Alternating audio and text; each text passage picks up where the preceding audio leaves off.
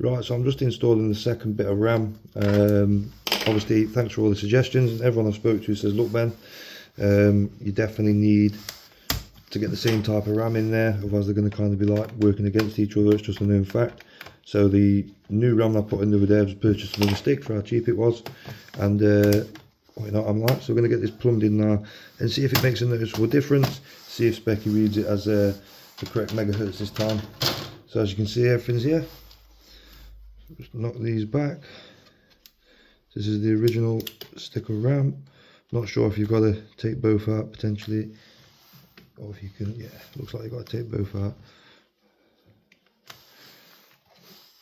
So that's the new stick. That's the old stick.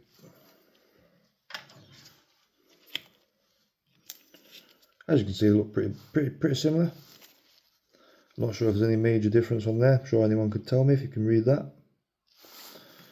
And then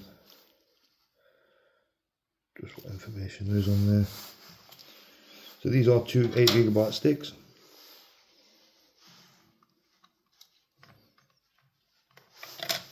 In fact, I know as mad as it sounds, I'm going to put the new stick in the bottom. I don't know if Windows installs things or preloads things with them being exactly the same, who knows. But there we go, look.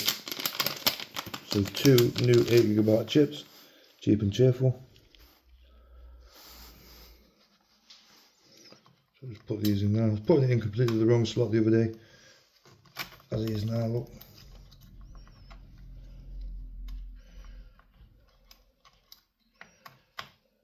There we go. Someone said this is painful to watch, I don't blame you. Like so. And there we go, that's the new bits of RAM installed. So that's bang on, so that's job done.